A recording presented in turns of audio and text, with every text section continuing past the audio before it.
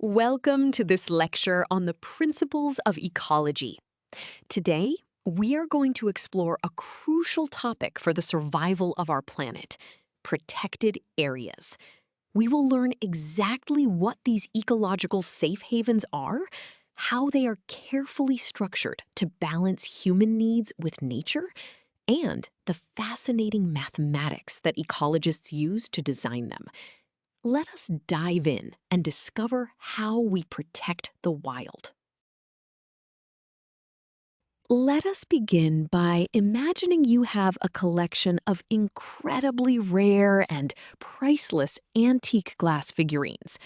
You certainly would not leave them out on a busy sidewalk where they would inevitably get crushed by people and cars. In the natural world, our priceless glass figurines are endangered species, ancient forests, and delicate ecosystems.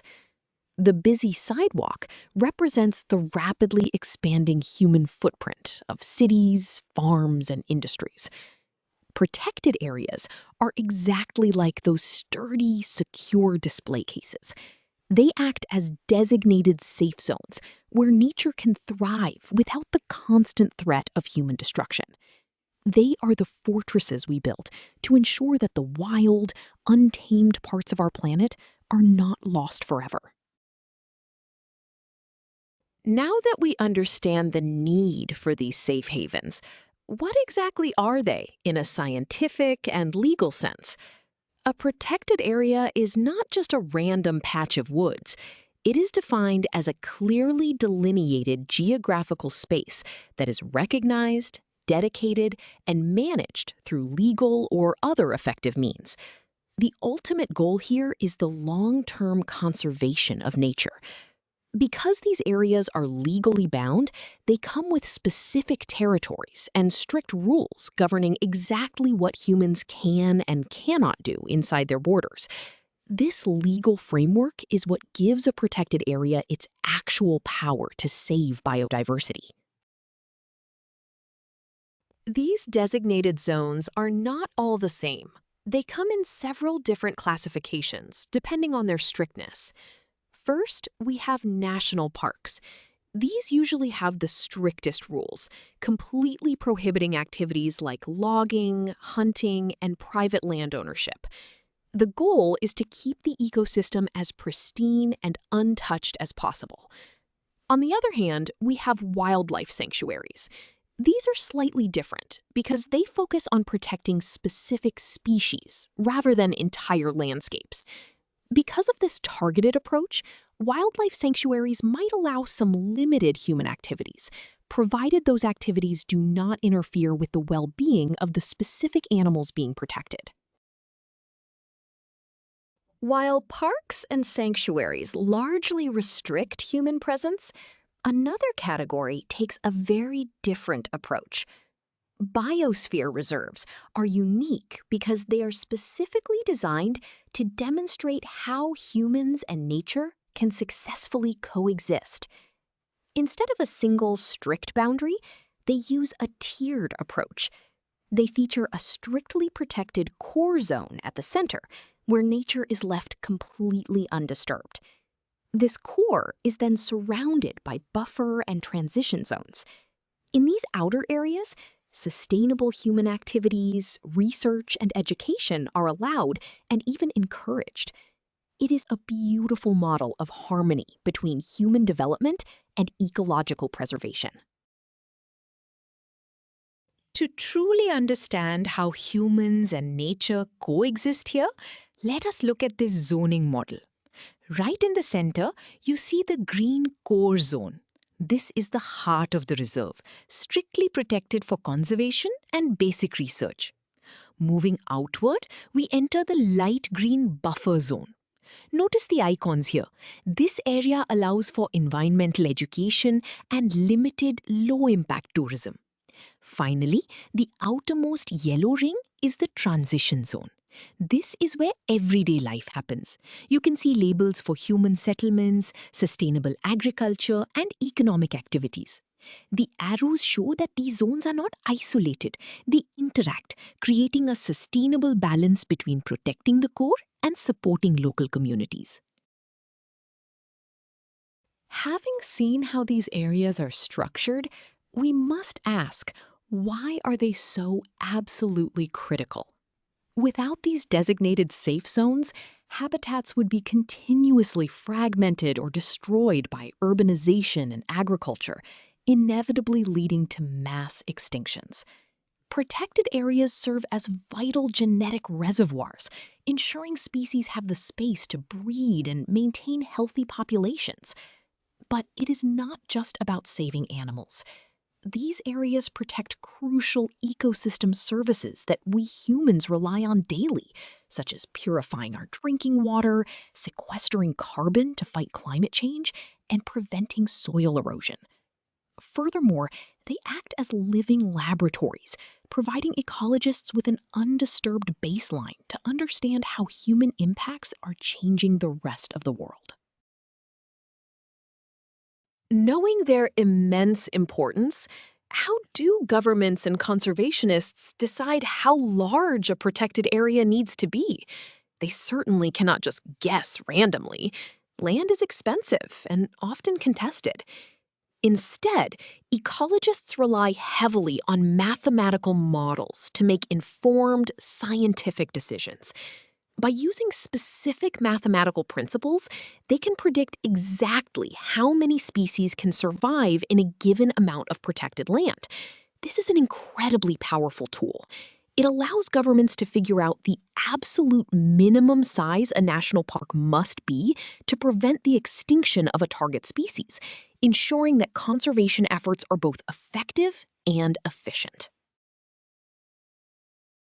This brings us to a fundamental mathematical principle in ecology, known as the species-area relationship. The formula is S equals C times A to the power of Z. Let us break down what each symbol means. S represents the total number of species found within the protected area. A represents the total area of that habitat, usually in square kilometers. The symbol C is a constant that depends on the specific region and group of animals, acting as a baseline species count. Finally, the exponent Z is the slope of the relationship. It represents how quickly species richness increases as the area increases. Physically, this formula tells us that as the size of a park increases, the number of species it supports also increases. But because of the exponent Z, it does not increase in a perfectly straight line. Now that we have our formula, let us see it in action with a concrete example. Imagine a government is establishing a new national park for tropical birds. We are given an area A of 1,000 square kilometers. Field biologists provide a constant C of 10 and an exponent Z of 0.30. We are asked to find how many bird species this park can support. We start by plugging these values into our formula. We calculate 1,000 to the power of 0.30, which gives us an area scaling factor of approximately 7.94. We then multiply this by our baseline constant of 10. The result is 79.4. Since we cannot have a fraction of a bird, we conclude the park will support about 79 distinct bird species. This tells conservationists exactly what biodiversity to expect. We have seen how to predict species in a new park. But what happens when an existing park shrinks due to human development? To understand the relative impact of habitat loss, we can set up a mathematical ratio using our standard formula. The new formula is S new divided by S old equals A new divided by A old, all raised to the power of Z. Here, S new and S old represent the species counts after and before the habitat loss. Similarly, A new and A old represent the physical land area after and before the destruction. The exponent z remains the same for that specific region. This ratio is incredibly useful because it directly models how a percentage loss of land translates into a percentage loss of species, allowing us to calculate the exact ecological cost of shrinking a protected area. Let us apply this ratio formula to a real-world conservation crisis. A wildlife sanctuary currently covers 10,000 square kilometers and supports 400 mammal species. A new highway will reduce the area to 5,000 square kilometers. We are asked to find the new species count, assuming z is 0.30. We plug our known values into the ratio equation. The area ratio simplifies to 0.5, representing a 50% loss of habitat. We raise 0.5 to the power of 0.30, which gives us approximately 0.812. This means the smaller area retains about 81.2% of its original diversity. Multiplying this by the original 400 species gives us 324.8. The sanctuary will now support about 325 species. Losing 75 species is a tragic blow, proving why preventing habitat loss is the ultimate goal. We have covered a lot of ground today. Let us review the most important ideas. First, we learned that protected areas are vital safe havens, acting as fortresses that shield fragile ecosystems from the expanding human footprint.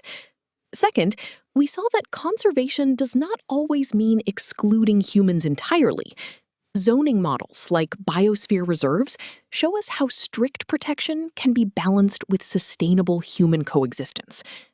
Finally, we explored the species-area relationship, a powerful mathematical tool that allows ecologists to predict biodiversity based on habitat size, proving mathematically why preventing habitat loss is the absolute cornerstone of global conservation efforts.